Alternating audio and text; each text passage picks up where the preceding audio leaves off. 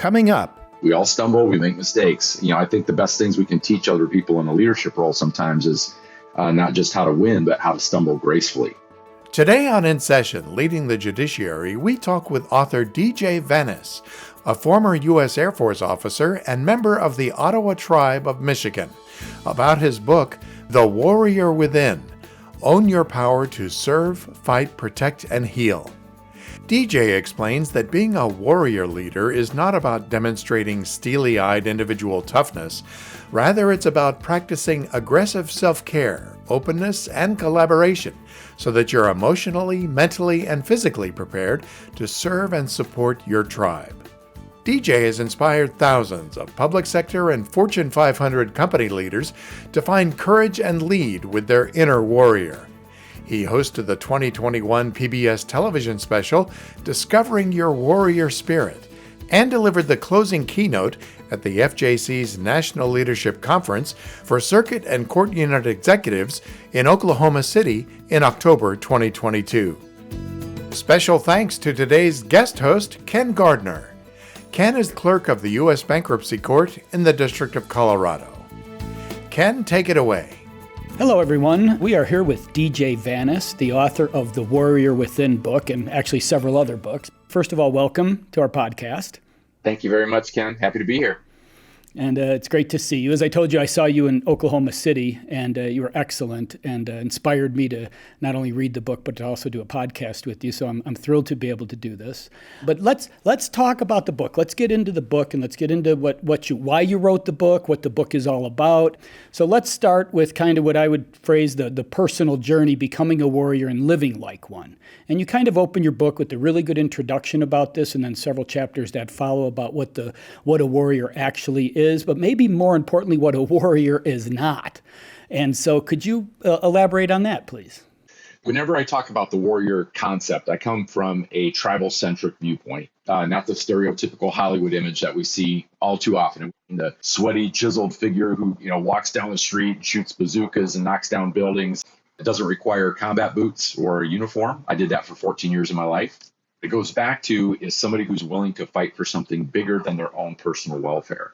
Somebody who is committed their lives to developing their talent and ability so they could become an asset or a benefit to the tribe that they served. And today, whether that tribe is your family, your team, your company, your community, we all have a tribe to serve.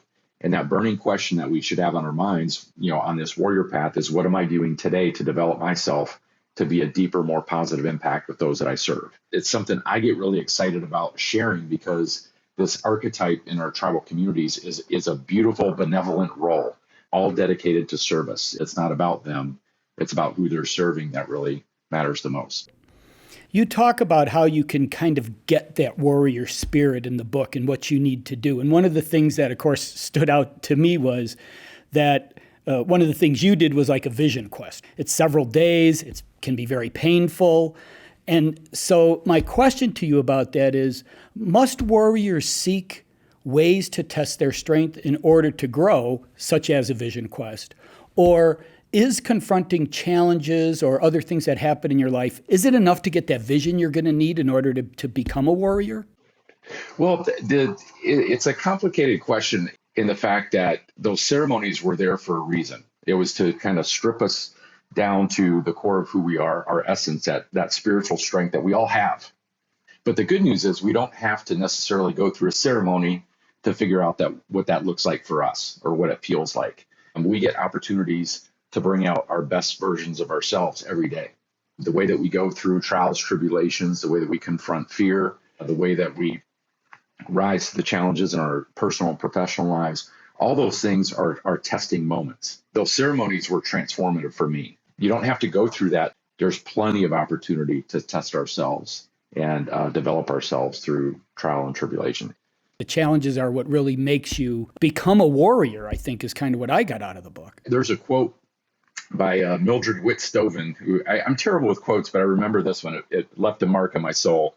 But she said, a clay pot sitting in the sun will always be a clay pot. It has to go through the white heat of a furnace to become porcelain. And so there's two ideas on that. Number one, the challenges are already showing up in our life. the tough stuff that we have to go through, the tough conversations, the big projects, the leadership roles that we have in our, as a parent, as a team leader, embrace those things. That's the first thing, is embrace them as an opportunity to say, this is going to make me a better person.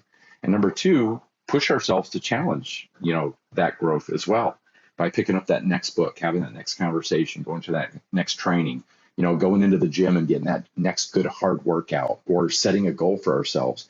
We call our warriors Ogichida in my tribe. And it has nothing to do with what we see on TV and movies. It is a servant leader, and it is somebody who has dedicated themselves to doing what they can to impact others. So it's important we keep developing. How does one find that balance between strengthening self and serving others? And do you have an example of that?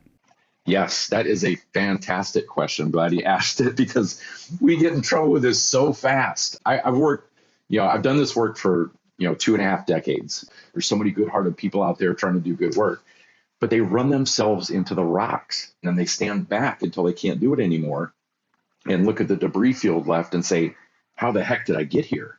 Self-care has got to come first.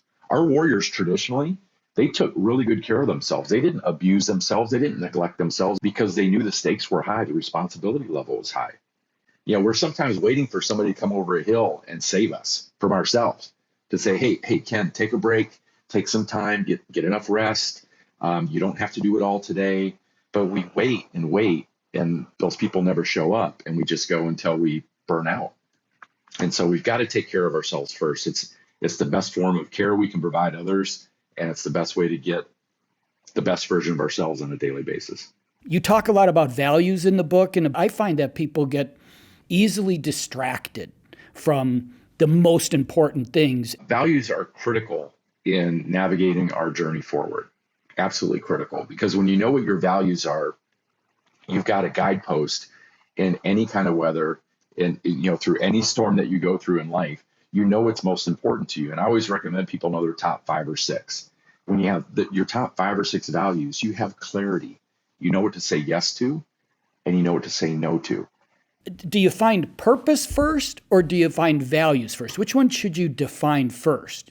Or is there maybe a different way to approach that? I think they feed off of each other. I mean, I don't know what, the chicken or the egg. I think they're kind of growing at the same time. The critical point here is knowing what matters to us. In your book, you say something about you can have a lot of arrows, and you can shoot them all over the place, or you can be very focused about where you want to shoot them. And I kind of love that analogy, that if you're just shooting them all over the place, you might hit something. But if you're targeted at something, you have a lot better chance. At the end of the day, you can't do it all today. You can't do it all this week. You can't do everything this planet has to offer in a lifetime. You have to focus those arrows, put them on targets that you choose, or else it doesn't get done. The worst recipe you can concoct is to feel stuck or to feel ineffective. I'm a big believer. Do today's work today. Do tomorrow's work tomorrow. Don't start stacking things up. And the other thing I've found, as the older I get, I realize this power of quiet, of reflection, of just letting the dirt settle, the better my days go. And the slower I move in pursuit of those things, the more effective I am. So it seems paradoxical, but we're all running so fast with our hair on fire. If we don't stop and actually figure out what's going on and what's most important, sometimes we never get to the answer. There's one other thing you talked about in the book that I really found amazing, and that was this question of the difference between surrendering and quitting. What I explain in the book is, even traditionally, our warriors who were the icons, where you have Chief Joseph, Crazy Horse, Sitting Bull, Pontiac. I mean, there's these great leaders, Osceola. It wasn't a matter of quitting. They would have gone till the bitter end. But the issue is they were facing the decimation of their people. Surrender is where we come to the end of our power, where what we're doing anymore isn't working. We're not getting results. And sometimes we're actually doing damage. There's a point where you have to get to a place where you just go, you have to say, I need help. I need some outside resources, some outside expertise, some guidance to help me through this. And that's not quitting. It's finding another way forward. Let's talk about a little bit about the professional journey of inspiring others and organizations. As leaders, we're trying to instill the warrior spirit, if you will, into our employees, and they each have an ability and the opportunity, quite frankly, to do that on their own if we give them maybe the right roadmap or the right things to do. What would be the first thing you would do in an organization to start them on a warrior journey? Well, I think the first thing is to get crystal clear on the purpose of doing the work that we do. When we get crystal clear on why we're here, why the work that we do matters, why it's important, and we remind ourselves about that every day, we're having ongoing conversations about this. It helps keep everybody on track, and we strengthen each other in that pursuit. I also think it's critical to lead by example in everything that we do, with our attitude, with our goals and directions, with our standards of behavior, expectations, that we are leading by example. Not perfect example. We all stumble, we make mistakes. I think the best things we can teach other people in a leadership role sometimes is not just how to win, but how to stumble gracefully. I'm very adamant about, in the book, warriors never fought alone. Why? Because that's goofy. It doesn't work. You're only ever going to get so much done as one person, lone wolfing it out there. Our warriors were very collaborative. They fought in the company of other warriors towards a goal, towards an end. After the pandemic, I'm wondering, how do I really instill this engagement and work back into my staff and kind of gain a warrior spirit doing that? Delivering great service on a daily basis has nothing to do with limited resources. Time, budget, personnel. I think the biggest threat to delivering great service every day is apathy. When we get so burned out, so overwhelmed, so depleted that we just don't care as much anymore. We're just not fighting as hard. And the pandemic messed a lot of folks up. I mean, it was challenging for everybody. I put myself squarely in that boat as well. It was a tough road because it was unique. It was unprecedented. Most of us had never lived through anything like this. And then the next thing you know, you're trying to fulfill your leadership responsibilities with a remote team. You're now the homeroom teacher for your kids, in doing homeschool. I mean, it became chaos. And so now that we're through that, getting people re-engaged is really critically important. And the reason why is it goes back to the human nature and that tribal kind of concept of a sense of belonging, a sense of actually being part of a team. But that's what good leaders do, is they keep people engaged. They keep the conversation going and make sure that everybody knows that they have a role to play in the team. And I agree with you. This connectedness issue is important. And it just speaks to our humanity. That's like one of our most sacred endeavors as a human being, is the connection we have to other human beings. And I was taught traditionally by my elders, we're a lot more like bees and ants than we are like eagles. We need each other. We're better when we're with each other. And being isolated from each other cause a lot of issues for folks: depression, anxiety, that feeling of just kind of being disconnected from the world. There is no substitute for the human-to-human interaction. That's the point I'm trying to make. And the more often we can do that, the better we feel, the more engaged we are. It affects our mental wellness, our stability. Motivation is simply a reason to do the stuff that we do. Celebrating the victories. This is something we don't do nearly enough. We won't pat each other on the back or have these, debriefs about what went really right. Celebrating those, the victories that we have is critically important to keep our motivation up, to keep our confidence level high, to remind ourselves that we got this, we can do this. If we're not creating that on a daily basis, it has a tendency to just kind of melt away. You talk about how every warrior has a medicine bag. Yeah. And that they have these, if you will, tools or things in their medicine bag that help not only heal themselves, but perhaps heal people around them as well because of the things that they can bring out of that bag.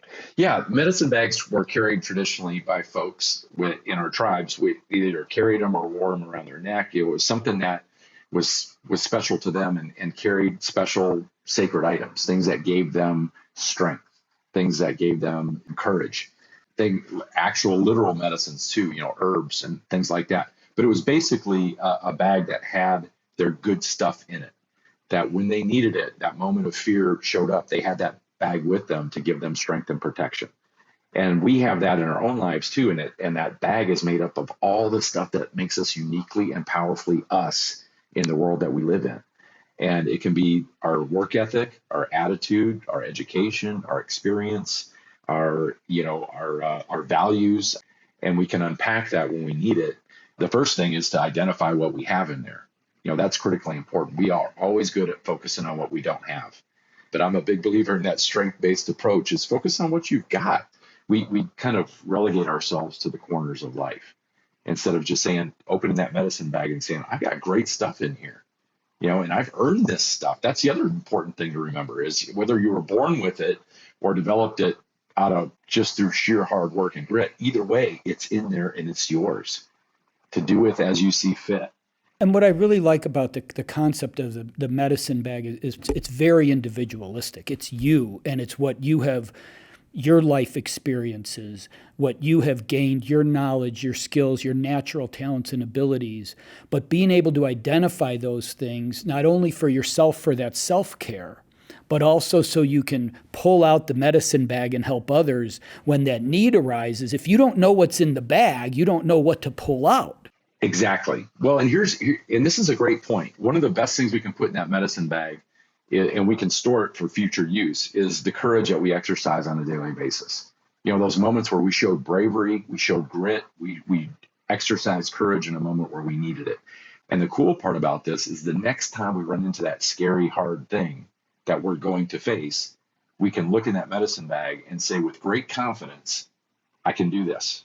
I've been here before. I know what it feels like. I know how to respond. It's great to be able to look in that medicine bag and base our courage on evidence that we have shown in the past where we can do this. We got to recognize what we can bring to the table before we can really give that to everybody else. This is a great point. It's a super cool point too, because this is where we really become powerful in who we are as people. Here's the dynamic. We go through a hard thing and we kind of stumble through it and we go, oh my gosh, thank God I got through that. And we go off to the next thing, right? And that's why I said, take a moment to reflect on that. Don't let that pass you by. We can get through stuff or we can grow through stuff. And we grow through things when we actually recognize what it took for us character-wise to get through that moment. Once we store that away, we exercise it. And when we're exercising it in the future, we're influencing other people around us and inspiring them to do the same thing. There's something that I talked about in the book, and it was a term that a friend of mine that I interviewed, he's a wildlands firefighter named Shane Coyne. He talked about a term called borrowed courage.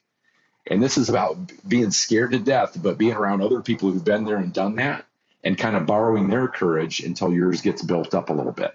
And we can be those people for the people around us if we are recognizing our strength and courage in those moments of bravery and then using them going forward. We inspire other people to do the same thing. In your introduction, you describe keeping these principles that you talk about in the book in a broad kind of general sense. And you're very careful to say, because when I get very specific about things, I don't want to offend other tribes. Or I don't want to offend other organizations, right? So how do we do that? How can we bring different tribes together around shared purpose while valuing our tribal differences and providing space for them to exist? Yeah, great question. I mean, that's an ongoing challenge, and I mentioned that in the book because when you get to, especially working across Indian country, I've worked with over 500 tribal nations, including my own. I think the important part is, to focus on the commonalities, the things that you have in common, the common goals, common directions, but respect the differences. Know that we're going to be bringing different approaches, different backgrounds, experience bases, education levels, into, to the table. But as long as what's on the table is something that we all hold in common, we can navigate that. We don't all have to be alike to get along. We just have to be able to respect the differences and not get all in a kerfuffle. I love saying that word. I just want to throw it in there at some point. Even nature teaches us diversity within a biosphere is what makes it powerful. I can tell you from personal experience that, my time in the military with the teams that I led, some of the best stuff we ever created as a team came out of some of the most heated arguments we ever had. Innovation and creativity sometimes are messy, sometimes get a little, scary, a little chaotic. But as long as we know, to keep it professional, to stay respectful with each other, there's always going to be great things that we can come up with as a group, even if we don't agree on what that's going to look like when we start off the conversation. First of all, how can we open ourselves up to that? And then how can we make sure we're learning the right things from the examples of other warriors? Wow, that's a great one. Yeah, I mean, that's the key, staying open-minded.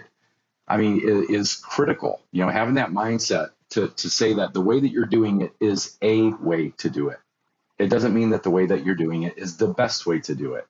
When we stay open-minded, we're willing to learn from other people, including younger people. I talk about circular mentorship in the book. It's sometimes not just learning from our elders, but also learning from people younger than us that have crazy skills and abilities and insights. There's always ways to improve. There's always a better model out there. And if we stay open to that learning, we tend to find it. I'll just put it this way. There's two ways to look at this. And it wasn't my quote, but I love this. We're either green and growing or ripe and rotting. And the best part of that is we get to choose which side of that fence we're on. Green and growing means we're constantly looking for that next idea to incorporate into our skill set. We're willing to have that next conversation or read that next book. It makes life and our careers not only so much more fun and so much richer, but it keeps things exciting. I mean, there's no better feeling than constantly being engaged in the pursuit of something better. It lets other people know, too, that we don't have to have all the answers. We just have to keep trying to find better ones. Let me throw this question out at you. Is it enough to model the warrior mindset and the warrior path, or should we be proactive about creating it in others and in our organization? Yes, to both. Yeah. No to the first one, yes to the second. Meaning that when we create that path for ourselves, when we understand what that role and responsibility is, how we can bring it out in ourselves. Once we do that, then of course we can lead by example and influence and impact others to do the same thing. And it comes through those constant conversations. It comes through building culture. The word culture comes from the Latin word, I think it's Latin, colere, which actually means to work the earth, to till the earth. So culture at the end of the day isn't what we believe it is important. It's what we do. And when we are exercising our agency and role modeling these examples to the best of our ability, it's not about putting ourselves on a pedestal, but it's about setting an example that's worthy of respect and is done consistently. It's going to inspire other people to do the same thing too. That's how you build a culture. So the Gandhi quote, be the change you want to see in the world. It's got to start somewhere. So why can't it start with us? And hopefully it will. You talk in the book about change and about how obviously the one thing we can't ever get away from in our lives is change.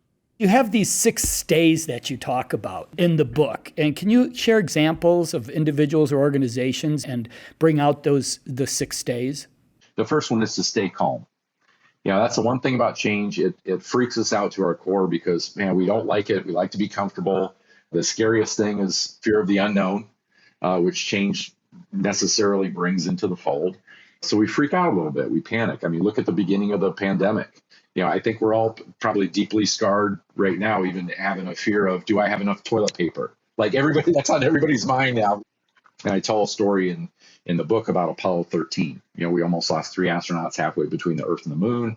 And we would have, if everybody lost their cool, they wouldn't be able to solve the problems that they did. And they put something together with cardboard, rubber tubing, and duct tape that were able to get these 3 astronauts home safely. It's a miracle of letting our brain do what it was designed to do, which is take in information, process it, and solve a problem.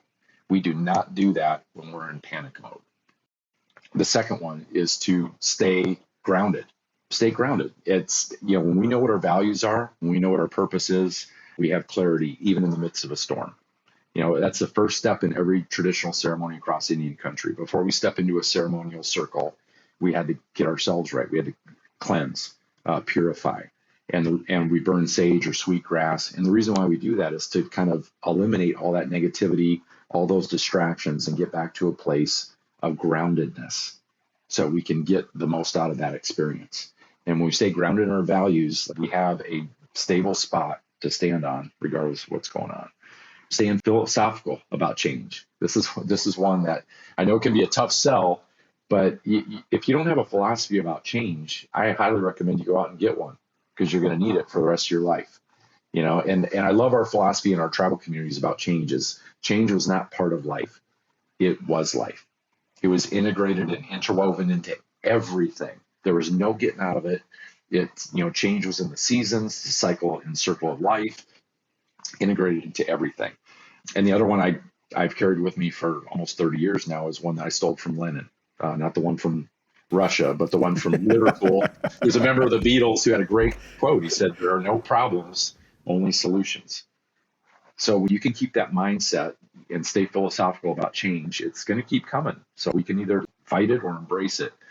Stay focused, like we talked about earlier. Focus on the right things, you get the right result. Focus on everything, you lose the ship. You can't get anything done when you're running a million different directions in panic mode. So especially during times of change, stay focused on what matters, what's important, what your goals are, where you're going, what it's going to look like when you get there. Keep that crystal clear in your mind. Stay flexible. Just because, our goals may not change, but the way that we get there sometimes not only can change, but sometimes have to change. Think about how much we had to pivot again in the work that we all did during the pandemic. Whatever our service was focused on, we all had to make a lot of changes. And staying flexible, we could either lament and complain and put a lot of time and energy into the things aren't what they used to be, which I heard a lot of those arguments, in conversations, or we can just take that same time and energy and say, okay, things have changed. What can I do with what I've got right now? And then the last one is staying connected. We need each other. I know we live in a society where individualism counts for everything, but I come from a society where our tribes came before the individual person because we knew we were better in that environment. With all this change that's going to happen, we also know there's going to be a setback, right? We also know that something's not going to go that great. I think what you call about is what do you do when the wolf comes? How do you overcome those setbacks? And then also, how about when the wolf comes to your door? Yeah, there's a great quote from the ex-heavyweight champ of the world and part-time philosopher Mike Tyson, who said, everybody's got a plan until they get punched in the mouth. And I mean, how many times have we gone through that the last couple of years? You can have the best laid plans, and there's always going to be challenges, but sometimes they get really big and really hard. It comes from losing people that we love, going through an illness, going through a divorce, getting laid off. When that wolf comes, that's when, we really feel stripped down to the bone. Self-care becomes critical in those moments. When you are feeling like you're hanging on by the end of your rope, that's probably not the best time to just try to out-hustle what's going on. That's a great time, and it's a hard time to just sit there and process what's actually happening. There's a thing that, we all know about post-traumatic stress disorder, but there's also a thing called post-traumatic growth. And post-traumatic growth is when we're stronger after going through a hellacious experience than we were before we went through it. Because sometimes something terrible will happen to somebody, and they will say, this is it. It's all over. Life will never be the same. I'm never going to get this back again. Same thing can happen to another person, and that person will say, you know what? I can find a way to get through this. I will grow through this. This isn't going to stop me. I can do hard things. I've done them in the past. And not only am I going to learn some valuable lessons about life and myself through this process, as bad as it is, but I'm going to learn things that I'll be able to help other people with too. I'll be able to share this story and maybe help somebody else in their life as well. That's powerful. And that's a decision we get to make. You talk a little bit about loss in the book and dealing with loss. I love just what you said now, and I really related to the book on this, which is why I wanted to share the story. So I lost my father when I was 21 years old. He died unexpectedly. Okay. And it had come, quite frankly, after my mother had lost 6 weeks before that, in 2-week increments. She lost her sister, her father, her mother, and then her husband. And you talk in the book about how you have to acknowledge the pain and face the wolf. Otherwise, it will consume you. It's a quote from your book. Yep. And what I found for me when that happened to me, and I almost felt like a responsibility to not go down the poor me path, but to able to fortify my mom. And the thing about it is I made a choice then. I made a choice to say, I'm going to learn from this. I'm going to be challenged by this. I'm going to become a better person. But maybe more importantly, I'm going to make sure that my brother and my sister and my mom get through this point in time. And that was almost 40 years ago. And Yeah. I carry that with me today. when I get challenged by things. I carry the fact that things were bad. They were dark then. But I was able to climb into the light because of the choice I made, not even knowing it back then that I chose the light, quite frankly, has been a very powerful factor in my life. I've seen countless examples, in the people I've interacted with through the decades, as well as my own personal experiences. We don't get to choose the circumstances we go through. For instance, going through a loss like that, an unexpected loss, we don't choose those circumstances, but we always get to choose who we are and how we are as we walk through any patch of our journey. That's still in our power. That's our agency to exercise. It's difficult. We can cry our eyes out as we do it. We don't have to do it alone, but we always get to choose who we are and how we are in those moments. Because to not do it, like you said, we get consumed by the pain, by the grief, by the loss if we don't stand and face it. As hard as it is, we are better for it when we do it that way than when we just try to compartmentalize, shove it in our backpack, and carry on with a stiff upper lip. Well, let me just say what a pleasure it was to read your book. Your book was fantastic. It inspired me. It re-inspired me. It refocused my ability, I hope, to become a better leader in my organization. And I hope that by sharing your individual thoughts and especially your expertise and experience over the past really 30 years, from your military career to the people and your vision about how you can help and impact other people. I want to thank you for that, because you've certainly inspired me, and I think you inspire a lot of people by what you do. So thank you very much, and thank you for participating today in our podcast. I sincerely appreciate it, Ken. And I'll just finish by saying, Chimigwechniji, thank you very much, my friend, for having me on today. Thank you very much. Thanks, Ken, and thanks to our listeners. To hear more episodes of this podcast, visit the Executive Education page on fjc.dcn and click or tap Podcast. You can also search for and subscribe to this podcast on your mobile device. In Session, Leading the Judiciary is produced by Shelley Easter. Our program is supported by Angela Long, Anna Glashkova, and the entire studio and live production team. Thanks for listening. Until next time. This podcast was produced at U.S. taxpayer expense.